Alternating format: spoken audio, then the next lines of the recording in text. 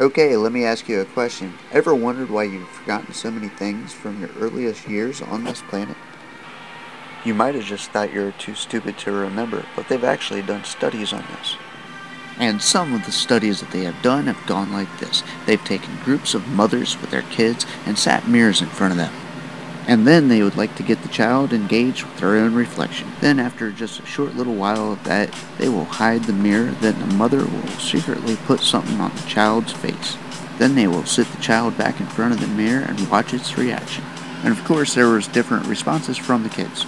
Some will slap the mirror, others will just cry. And then some are non-responsive to the mirror at all.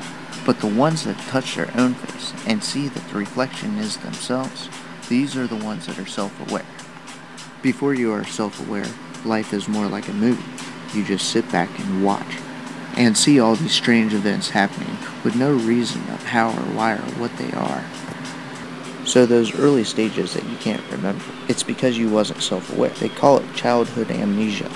So what exactly is going on in the first stages of your life? To answer that question, we have to talk a little bit more about the brain and how it works. It works in two different ways, and I'm not talking about the right hemisphere and the left hemisphere.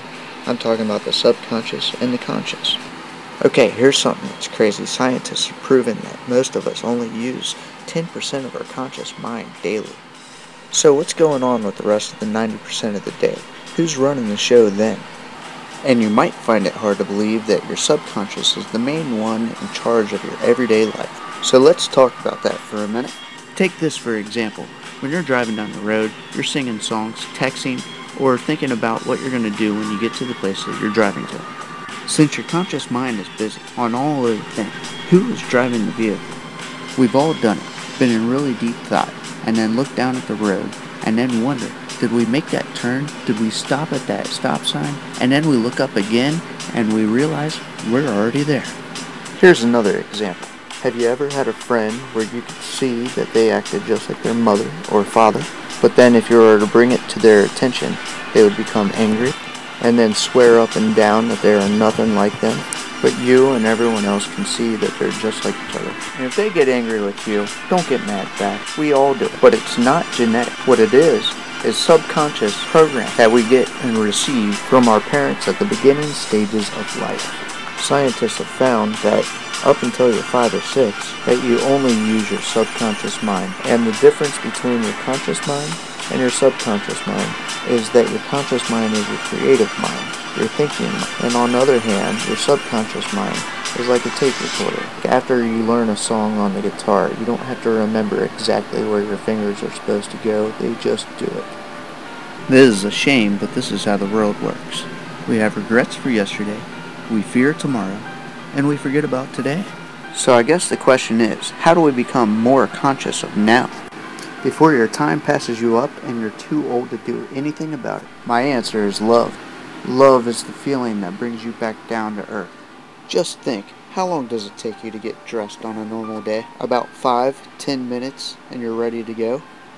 That's one of those things that you don't have to consciously prepare yourself for anymore. But what if I changed the question up a little bit? What if I was to ask you if you were going on a date? Then, how long would it take you to get dressed? An hour? 2? Maybe longer? Who knows? That's because now you're looking in the mirror. You're becoming self-conscious again. Try to remember back when you were first in love. Were you ever sick? No.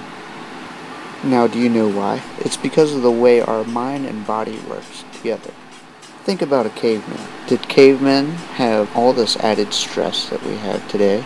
They made sure their body temperatures were correct, they had food and water, and they were good to go. But if a saber-toothed tiger came up, yeah, they'd be stressing out. They'd be running to get away from saber-toothed tiger. As soon as they got away from him, stress is gone. Now when you're relaxed, your brain sends all the blood flow to your vital organs. So if you're stressed out, all the blood flow will go to your limbs and you'll be able to run faster.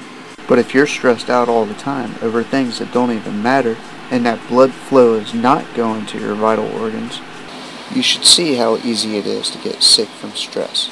You could form ulcers or even cancer. We have 50 trillion cells in our body. These individual cells can live outside of the body. They have their own immune system, digestive system, They have every system that we have. They even have consciousness. When you look at yourself in the mirror, you see a single entity. I don't. I see a community.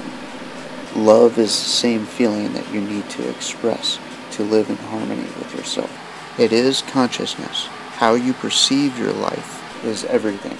Your perception. 10 people could go on a journey together and spend day and night together. But if all 10 of them wrote down what they did, they would all have a different story. It is our perception on life that is everything. So be more happy and conscious of now.